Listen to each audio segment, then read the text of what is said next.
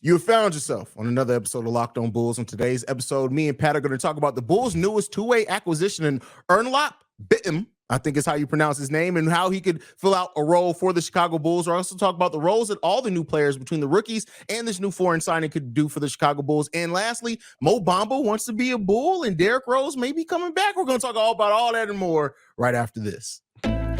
You are Locked On Bulls, your daily podcast on the Chicago Bulls, part of the Locked On Podcast Network, your team every day.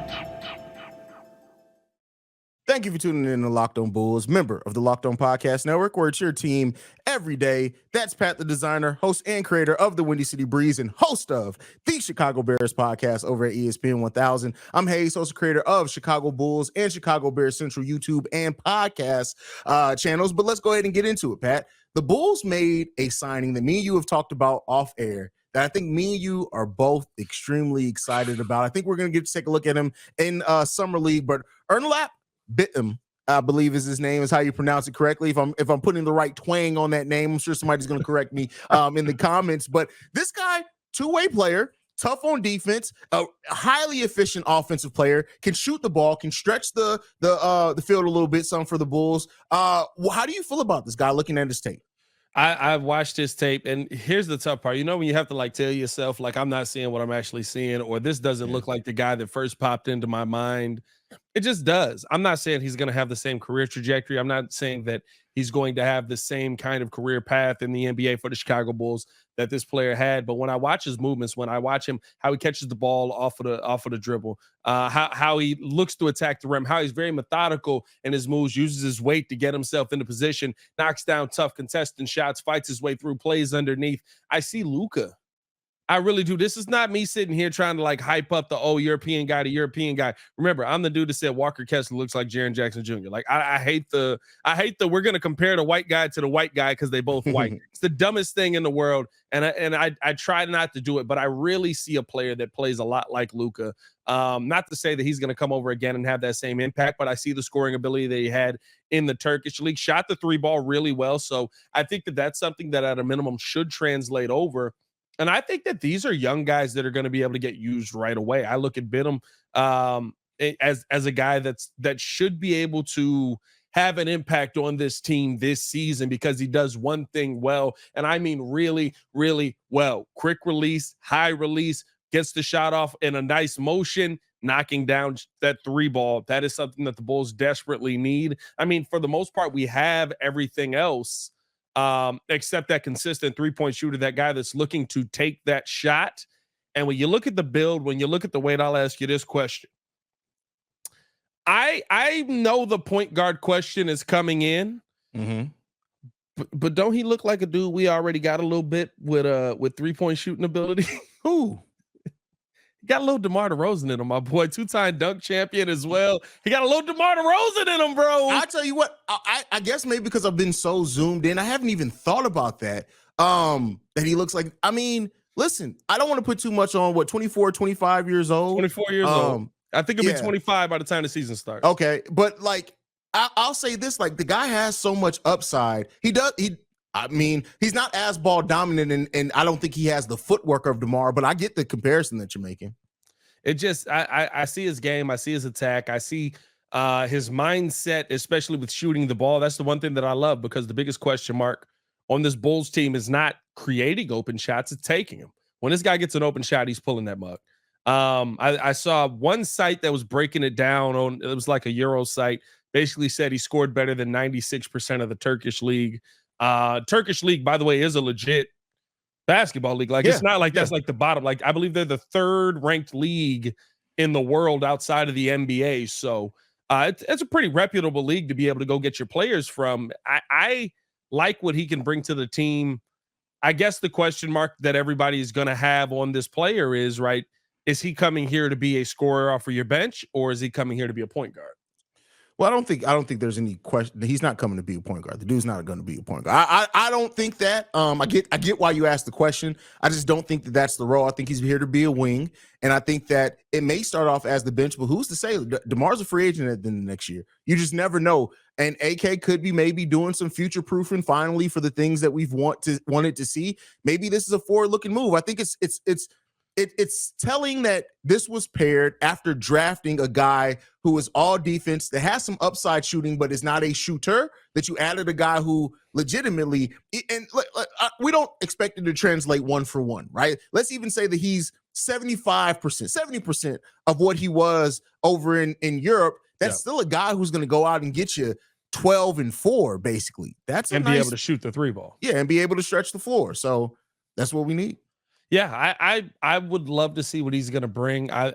I think the thing is, right, the focus is a lot of times on the offensive end. On defense, he's still a monster. He's still a guy that can go out there, he bodies up well, plays the passing lanes well, doesn't allow people to get around him, does a good job turning defense into offense, which is something that we said this Bulls team struggled with a ton last season. Now, again, right, like I know everybody's going to look at this deal and there's going to be okay, we got an undrafted guy from overseas. If he was that good, he'd be in the draft. But there is a lot of unknown with drafting these guys. There's a reason we don't see more of these overseas players in the draft. Remember, Vasily Miksic was drafted by the Oklahoma City Thunder, who still have his rights, and has been rumored to come over here for what, 4 years now, 5 years now, and they have not been able to get him over here. So there's a lot of teams that look at situations like that and they're like, I don't know if I want to draft this guy. So I would say don't sleep on this move. I'm not saying this is going to be this is not, to me, at least based on the player that I've seen on the floor right now, this is not going to get Jokic. Right? Like, no, 24 years old. He's pretty much the player that he's going to be. You expect a little bit of a regression when he comes over here. Right? This is not going to get 18-year-old Luka Doncic. Yeah. But what it is that you're getting a player that has proven himself in a professional league overseas that can be a role player on this team. And maybe there is more to him when you get him over here, because, I mean, as much as people don't want to say it, like, many European players have said it, it's easier to score here than it is over there. That is true too. And this is a tough guy. This guy's tough. And so I also look at him and I say this, like, when it comes to how he's going to fit on this team, and the thing that you said about like players having a little bit more difficulty, Misha having difficulty coming over. The one thing with Bitim that's different is that he's off a contract. He has no contract. Yeah. He's a complete, clear, and available free agent. So that's usually what some of those issues with bringing European players over after they're drafted is, that they have existing contracts with their club that you either have to buy out or whatever else. We saw it with Mirotic, right? Mirotic took a minute to come over because we eventually gave him $1 million towards that buyout. So that doesn't happen here. And so, what's funny enough is that you remember towards the end of the season, Arturas Karnisovas was over watching EuroLeague basketball, and we had talked about and asked, like, is he over there scouting or is he just over there because he just enjoys EuroLeague basketball? Guess who was playing in that game?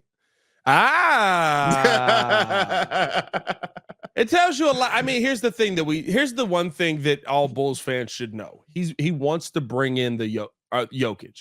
Yeah. He wants to bring in our version of Jokic.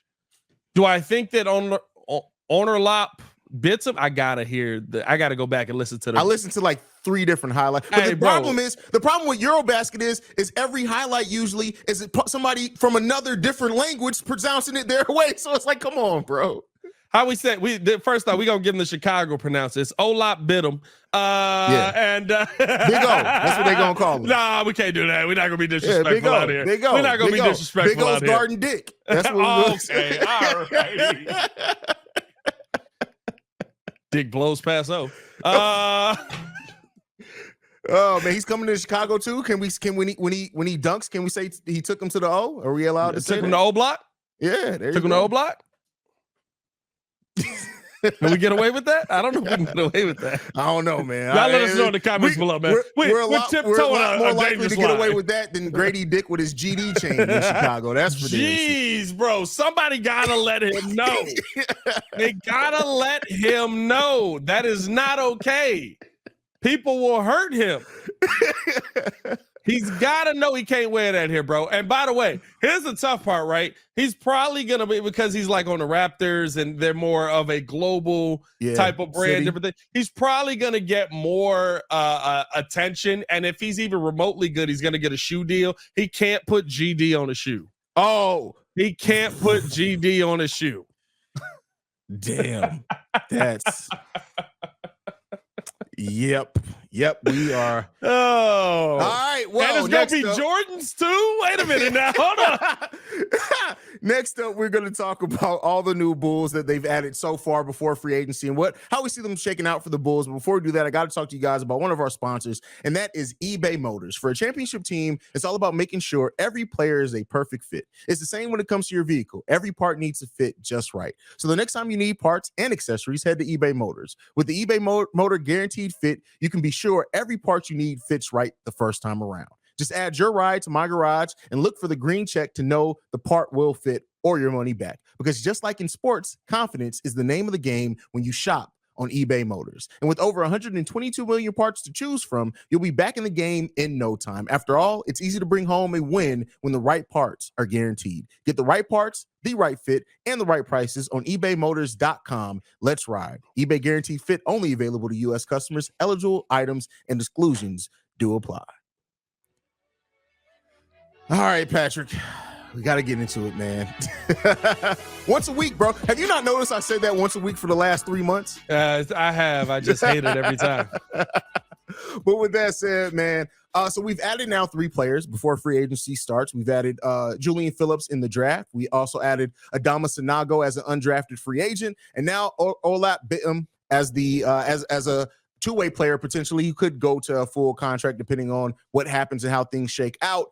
How do you feel about how everybody's kind of fitting? I know we still got a lot of things that need to be answered in free agency. Is there any one guy that you think stands out that absolutely should have a role for the Bulls next season? Is there anybody that you absolutely think is not going to have a chance to perform? There's going to be more G League. Where's kind of your thinking at with those 3 players? Here's the tough part, right? I think the guy we drafted probably spends the most time in the G League because he does the thing we need least. We've got defense. We got a lot of defense on this team. We got players that can go out there and can play one-on-one. We got Alex Caruso. We've got Patrick Williams. We've got Dalen Terry, I think, is actually a pretty good defender. I think he's had to get some weight on him. Ayo Dosunmu's on this team. We don't have a legitimate power forward. Mm-hmm. We got P. Will. I mean, like he could play the power forward position, but we don't have a legitimate power forward. I think Adama Sanago can be that for the Chicago Bulls. I mean, listen, he basically was the spark in that final or in that in that UConn run. Yep. In the UConn run. Yeah. And I mean, he was dominant down low, played down low well. I love how he attacked with that low runner. I thought that was something that could be added into his game. He's working on the jump shot. It's very slow. Probably not going to get that off in the league, but also, is he going to be working with a new shooting coach with the Chicago Bulls? Yes, he is. So is that going to speed up his shot at all? We saw a speed up Patrick Williams shot. I'm telling y'all, go look at P. Will from the beginning of the season. It's a lot P. Will at the second half of the season. And Dalen Terry too. And Dalen Terry, right? By the way, different shooting coach, but you can tell that, the repetitiveness working on that absolutely helps. So I think that he could be a legit power forward option for the Chicago Bulls heading into the season. Probably off the bench to start off. I don't know if any of these guys are going to be starter options right now, but I like him off of the bench, especially playing off a guy like Andre Drummond, sliding in there some with Nikola Vucevic. I think he has a role on this team. I look at Bitim, and to me, he's got the easiest way on this team if he could just knock it down. Literally, all we said was like, why can't nobody shoot? Nobody can shoot on this team. We got Zach LaVine. That's our three-point shooter. Kobe White sometimes. Ayo can't do it. P. Will's our best three-point shooter. He only take 3 a game. Knocks down 1. He'll take about 4. He got up to like 5 a game by the end of it. Knocked down 2. But like he's not taking a ton. I think that Bitim has a role on this team right away if he can prove that he can knock down shots when the Bulls need him to, when he's open, when he's looking to attack. And I think the fact that he's a two-way player on top of that, the Bulls will love that because you can put him out there to be a scorer, and also he can go out there and not be a liability on defense. I'd be intrigued by that. I mean, I wouldn't be surprised if Now it's got to be a 1-for-1, but I wouldn't be surprised if these guys are the plan for, okay, if we don't resign if we don't resign Kobe White, this guy's going to get a ton of time because he does those things very well, at least based on what we saw in the Turkish league. When I look at Jordan Phillips, I see the defense. I don't like that I have to go back to high school to see the shot, but I also understand that high school ball is more comparable to how they run it in the NBA. Tennessee, I haven't even looked at everybody else on that team. I would bet you the highest shots per game on that team is probably 10 by one guy. That's a fair thing. I think also when you have to look at how people are used at the and that's something that people don't do. We look at these stats in a zoomed out narrative, right? But and we don't expect. I'm not saying that because it's way too many college teams to know how every team plays in and out. But like they basically forced him into a role, and they changed the shot to the point that you made. So like, here's what I'll say. I think that the fact that we now have a player development, a head of player development, and a former shooting coach in Peter Patton. It's crazy Patton, that we need that. Yeah, but I think that he's going to probably do because Julian Phillips in the draft combine went 16 of 25 from 3-point range. Now, again, that's a very focused thing, but like he went back to his natural shot. So you would think that working with the shooting coach to focus on the development is going to be able to maybe get him back to respectable levels. I'm never going to say he's going to be a knockdown 3-point shooter, but I mean, we've seen Lonzo Ball's shot change, right? So, but I think because of that, you're going to see him mainly in the G League, as you said. I think that Onuralp Bitim, him being who he is and how he's playing at a professional level, probably has the inside edge to maybe if he performs in summer league and in training camp to get a full deal. But like you said, Sanago to me, and he's watching be the one who ends up spending the most time in the G League. But just watching this guy plays, there's such a level of polish to his game that I would love to see him be able to perform at the NBA level. Sanago to me could be a Taj Gibson. That's a great comp for him. Sanago to me, and I mean, like play style wise, I see him more as a Thad Young, Draymond Green type of player. Maybe not to the level that Draymond is, but like that style, he facilitates really well while driving down. He finds the open man. He has a plethora of post moves that he can go to, especially back to the basket. He's got the runner. He's got the float, adding a little bit of a shot. Like I said, shot's going to take some time to get there, but the role that he could play on this team to me could be a Taj Gibson because a little bit older of a player. I believe he spent 3 years in college, came out as a junior. And when you see those players usually come in a little bit more ready to attack. One of the older players that outside of Ayo Dosunmu, he's 23 probably before the season starts, I think. He might be 24 already, dog. No, he's not. Hold on. You may be right, bro. I feel like he's 21. He's 21. I was like, hold on. Now, I don't think he's that old. I'm aging the man up, son. But he'll be 22 in February. Okay, 20. He'll be 22, right? So to me, right, that's an attack that you already understand what your body is. You already understand, okay, these are the things that I do well. You just got to adjust to the NBA. I think Sanago, I'm not gonna lie to y'all. I don't even know if I've said this on a platform yet. He might be the Bulls' best pickup. Outside of that, Jordan Phillips to me is hope. Right? I love the defense. In high school, he could shoot. College, he didn't take that many threes. I think in the pros, there will be something added to his game. But when we talk about those long-term guys that you look at and you can count on and you just know that this guy has this mindset, I see Sanago as a guy like that. I think he might end up being the Chicago Bulls' best pickup on draft night. Not to say Jordan Phillips is going to be bad, but I mean, like, listen, the guy he was pretty dominant in college. Like, I don't understand the not drafting him. I get, right, not drafting him high, but he's not Kofi Coburn. He's got post moves. He's got he has a back to the basket game. He has refinement. Kofi was just big.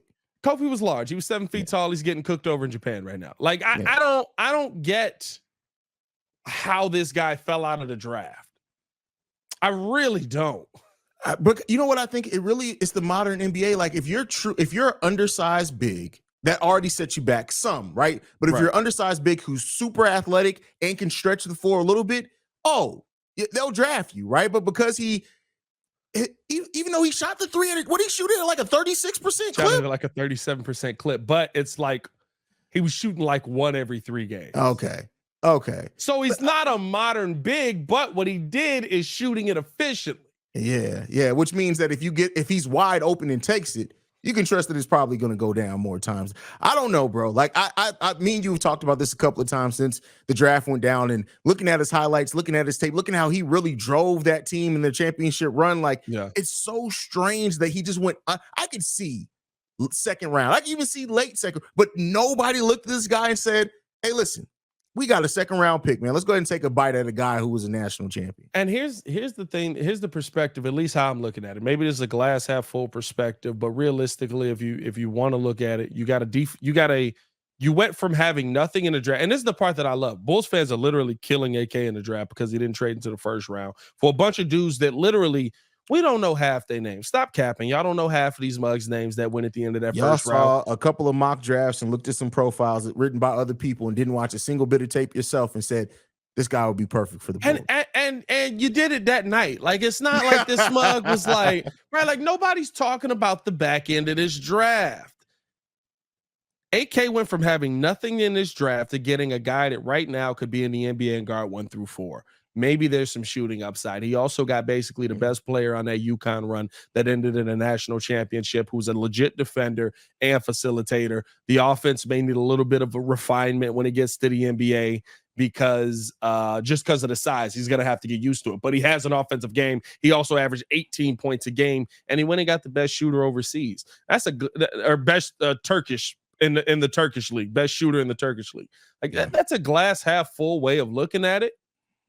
But it's also just the facts of what AK has picked up in this offseason. Not to say that this is what I want to see in the offseason end with, but it's not a bad start to your offseason. Yeah, it's not bad. A lot of worse things have happened.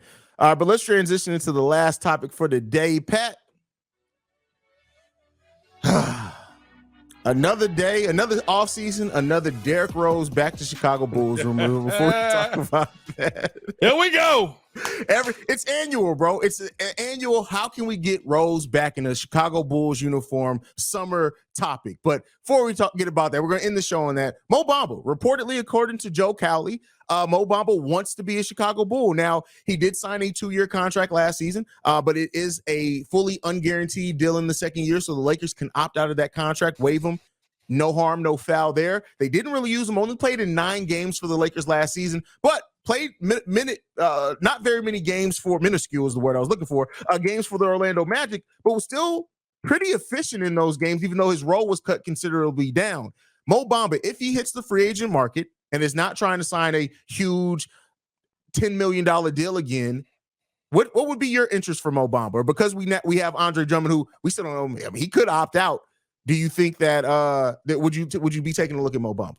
I think that's where the question mark is. If Drummond opts out of his deal, is that going to be the one? And also, what Mo Bamba's gonna come for? I mean, like, whew, that's crazy. Whoa! Mariah Mills said, "Hey, it's new tattoo on the face." But no, I mean, Naz Reid like literally just signed a $42 million deal for 3 years with the Minnesota Timberwolves. How much? What's the numbers on that again? $42 million, 3 years for the Minnesota Timberwolves. He was 11.5 points a game, 4.9 rebounds. Okay. If you got to assume that's setting your backup big man market right there. Mo Bamba's going to come in at less than that for pretty much every team now. Because you didn't even give me 11 and 4. Like, you gave me like no minutes. And that's because of where you were, team you went to, blah, blah, blah. But unfortunately, your stock is down. If I can get him for something less than that, yes, I'm very interested. Almost interested enough, even to the point to say, hey, Andre, don't resign. Like, if you want to opt out, like, we good. So Mo Bamba hits the free agent market. Let's just say, theoretically, I'm throwing theoretical. Andre Drummond decides to renege like Derrick Jones Jr. did, decides, hey, I'm going to go ahead out there and I'm going to go ahead and opt out of my deal, try to find me a contender I can go to. Yep. Mo Bamba's sitting there. Do you offer Mo Bamba the 3.3 again, or what's the limit on that? Get out of here. What is she doing up here? Wait a minute. Hold on. Zion Williamson. and porn stars. Not on the face. she's looking. Not on the face. Well, see, that's why Zion got the problem. He didn't on the face.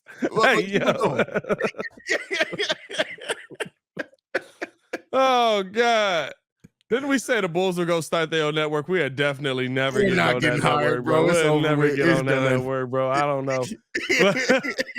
Well, that's the face he's gonna make when we send in our application. He's gonna be like, hey, Jerry, get out of here, Jerry. But no, for me, Bamba's probably getting $5 million. You can sign a shorter deal. But I mean, here's the thing. Bamba went to the Lakers, was playing well, and then got hurt. Yeah. So it's not like he just went to the Lakers and the Lakers were also like, we're not going to play him. Mo Bamba ended up getting hurt when he got over there. Yes, it's true. Because that still plays in.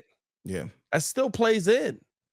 You know what I mean? The injury factor, our guy's going to be there. He would basically be coming here. I mean, max, I'm talking $8 million maybe. Mm-hmm. But he would basically be coming here to be your backup center to Nikola Vucevic. And here's the thing. There's still no deal guaranteed done with Vooch. So he might be coming here to be your starting center in that situation. But let me ask you this. Would you rather have a more modern big in Mo Bamba starting at the center position than an Andre Drummond if he did opt in? See, my only issue with Bamba, if we're signing him to be the starter, if Vooch does leave, and I know you're throwing out a theoretical, is Mo Bamba just can't seem to stay healthy. He can't seem to stay healthy. I get you. like what he's played over 70 games once, which we've already said 70. If you can play between you can 60, play 65 games, you play the season. But so he's only played over 60 games twice in his career. Yep. I don't know. I'm just a little bit worried about a short career. Mo Bamba's been in the league since 2018. Yes, which is crazy. This is not like Mo Bamba. Came in the same year as Wendell. It was Wendell, right? Yeah. This is not Mo Bamba coming in and like being like not a part of the team or not being in the league a long time and they're still developing. Like he's been in the league since 2018. What is that? 5 years? Yeah. That's some time, right? And in that time, 47, 62, 46, 71. 49 last year, although we did say, right, the 40 games in Orlando basically was them just not playing him. And they played 9 games in LA and got hurt. It's true. So there is that to always consider. I don't know, man. I like the idea of Mo Bamba, but you're putting a lot on Mo Bamba all at once coming to Chicago, I think. Agreed. And that's if Vooch does leave, that's a hard sell to be like, hey, Mo Bamba's our new starting 5 and we're good. But you know what? The funny thing is that I can't even say that I put it past him. I can absolutely see AK getting in front of us like, yeah, unfortunately, we really tried to work everything we could out with Nikola Vucevic, but he decided to go ahead and go other places. But we added a more modern big. We wanted to change our shot profile. We added a big who can stretch the floor and rebound and block shots in Mo Bamba, and we feel really confident in what he's going to be able to add to this team. It's also the position you're in too, right? Like I would say Jakob Poeltl is still on the market. That would be a great guy to go get, but he's not coming for $12 million. Exactly. So you're not going to get the extra 5. You're not going to get, right, like unless you're trading away or something like that. Like you're not going to be in a position. Well, I guess we'd get what? We would go from $12 million if Vooch doesn't re-sign to what? It's still only the 12 million. No, it's still just the 12 million. Yeah, that's all we got. I mean, at that point, we can use our biannual exception. Now, that would hard cap us right at the luxury tax line, which that's our unofficial hard cap anyway. So that's not really. But I guess, if Vooch does leave outright, we then can also use the $4.5 million, I think is what it is, biannual exception to still add more time. That may be what we sign Mo Bamba to. So and I mean that opens up room. Is your team changed for sure? But I don't know. That would be an interesting one. What's the Derrick Rose talk though, man? We got Derrick Rose talk. Yeah, another Joe Cowley thing. So Derrick Rose has JB. The Knicks have opted out of Derrick Rose's contract, which now makes Derrick Rose an unrestricted free agent. And according to a lot of sources, Bleacher Report also reported on this, but I think it was from the Joe Cowley article. One of the 3 teams that makes the most sense for Derrick Rose, the Chicago Bulls. It does. I know there's a lot of people that are sitting here just like, I keep hearing this, right? Bring Derrick back to retire him. Derrick Rose was the human victory cigar for New York. Doesn't mean Derrick Rose can't play basketball. What I will say is you don't bring Derrick Rose back to be the answer.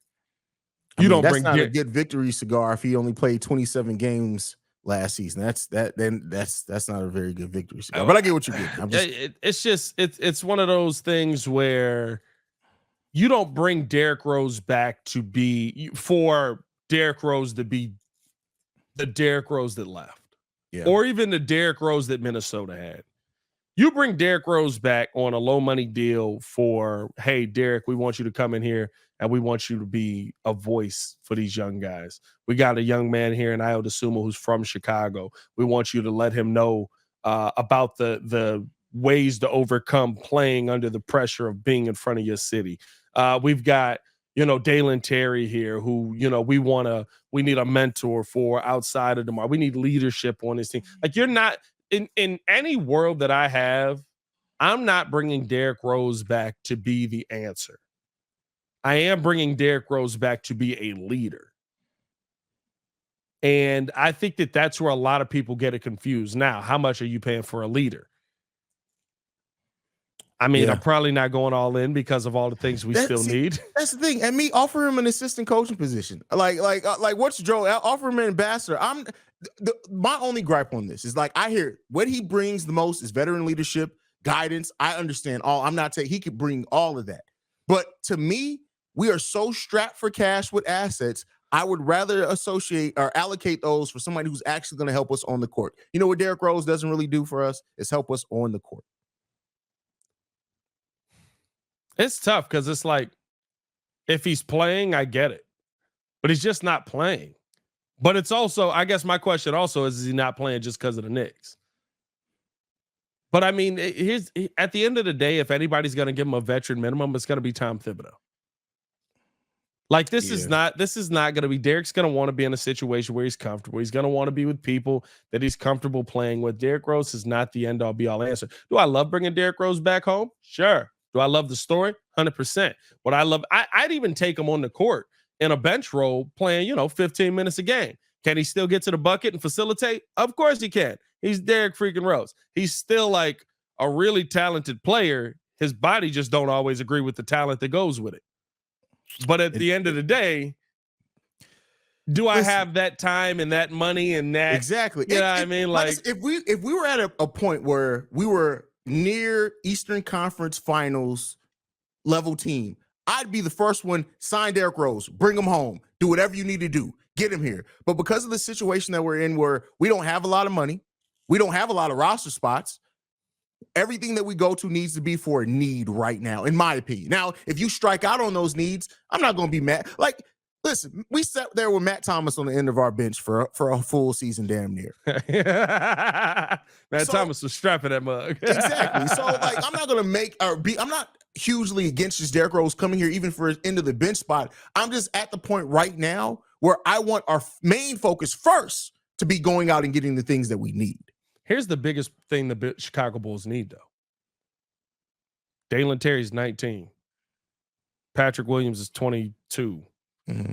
Kobe White's 23. Mm-hmm. Ayo Dosunmu's like he grown. He like 25 now. But you got he's 23 too. Bro. He get grown. That man 47.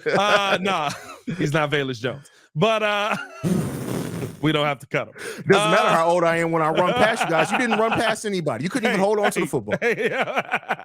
Catch the ball, then run past them. You can't run past them without the ball. No, you have Julian Phillips right now coming in 19. We need development. We need leadership. We need guys that are going to tell guys how to be. And I think that that's the problem with most of the league, especially when I look at teams like the Toronto Raptors, right? That second year was coming back. There was nobody there up in Scotty Barnes' ear saying, hey, they're going to play you a lot different this year because they think you're pretty good. Though? We got DeMar on the team to work out with guys, but clearly there was a lack of leadership last season when Pat Bev shows up and he's the one making demands. Yeah. You know what I mean? Like, I would like to say that's why we have DeMar on the team. And it's not to say DeMar isn't a leader in some rights, but clearly there's not enough of those moments that are translating to the development of these guys and how they're working, how they're grinding at a star level. You know what I mean? Like, I don't know. I think the biggest thing the Bulls need to focus on is figuring out if any of these young guys are that next level of guy versus going out and trying to spend money that basically we're not going to have to go out and try and like the math don't add up. Yeah. I got 12 million and I got to try and figure out how I'm going to fix shooting, point guard, and the offensive mindset all at once. You know, maybe old boy from Turkey is the answer. Maybe but there's just so many question marks on the guys that we already have in the building. Like, are any of these guys the answers to any of the questions that the Bulls have? That's what this Chicago team needs to figure out. It's been the thing we've needed to figure out since we drafted Patrick Williams. You ain't never lied on that one, brother. You ain't never lied on that one. I guess we'll see, man. Hey, listen, let us know down below. Do you think that the Chicago Bulls, matter of fact, just put the rose emoji. If you think Chicago Bulls should sign Derrick Rose, put the rose emoji. If not, say no and why. There you guys go. Yeah, man, let's do it, man. Follow us on everything at Locked On Bulls. You can follow me on everything at Pat the Designer. Watch out for girls getting tattoos on their face out there. It's dangerous. Listen, run immediately. You guys can follow me at CEO Haize, the CEO Haize. And thank you for making us your first listen every day. Make sure you guys stay tuned in to Locked On Bulls. We are free and available on every podcasting platform of your choice, as well as YouTube and the Odyssey app. For Pat the Designer, I'm Haize. This has been Locked On Bulls, and we'll see you lovely and beautiful people tomorrow. Peace, y'all. Peace.